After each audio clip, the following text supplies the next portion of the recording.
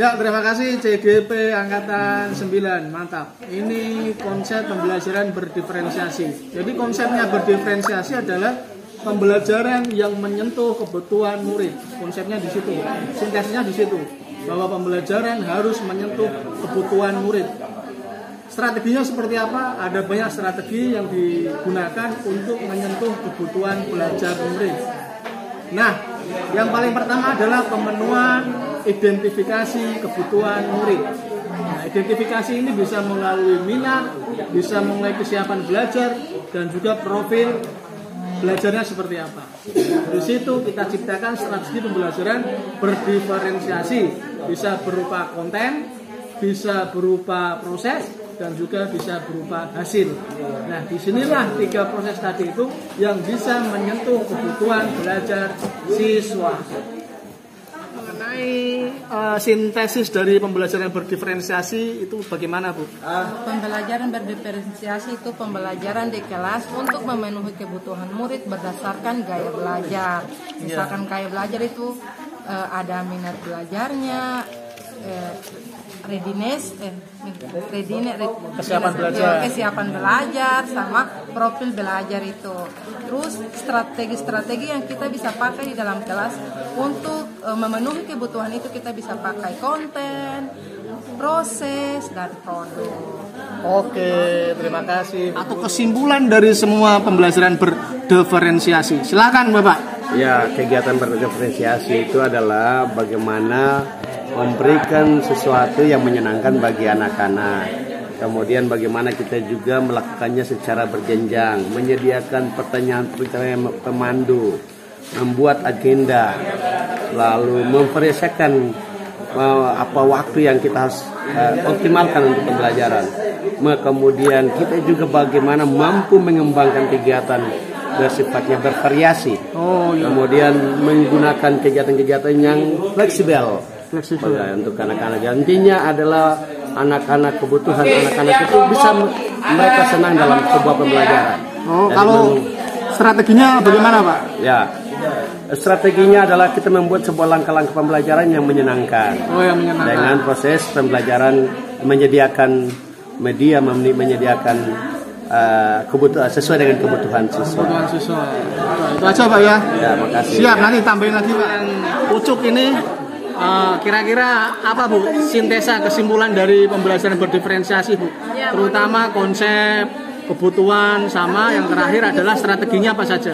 Yang menurut saya tentang konsep pembelajaran berdiferensiasi itu adalah usaha untuk menyesuaikan proses pembelajaran di kelas untuk memenuhi kebutuhan belajar individu.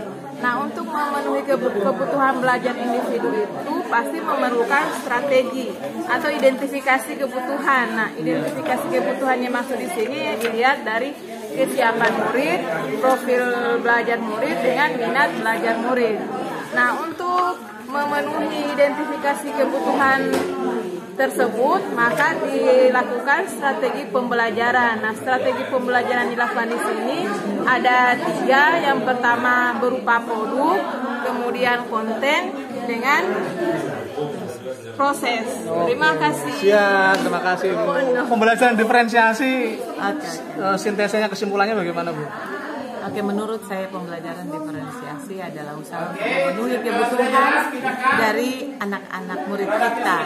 Nah, kebutuhan mereka ada 3, yaitu readiness, yaitu kesiapan belajar, minat, dan profil siswa itu.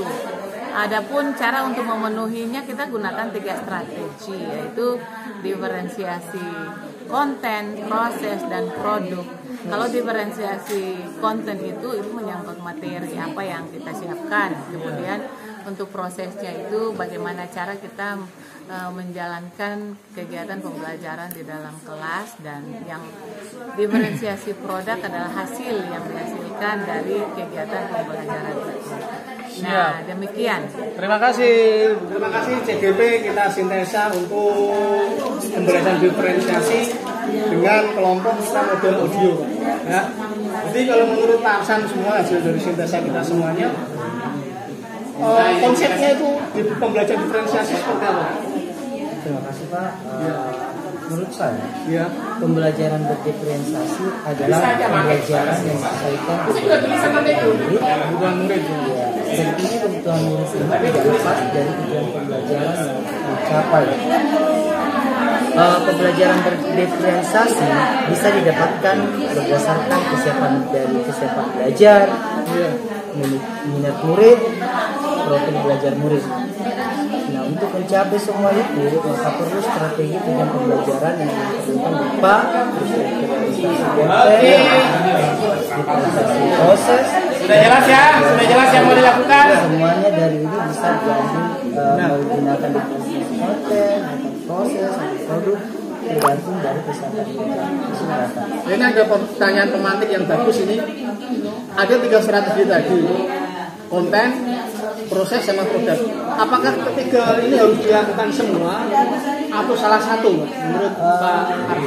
Kalau saya Pak bisa menggunakan salah satu tergantung dari kebutuhan berapa tadi Kebutuhan materi pembelajarannya ya. Iya. Kalau misalkan tujuan pembelajarannya berapa dengan hanya konten saja bisa tercapai, kita gunakan konten saja.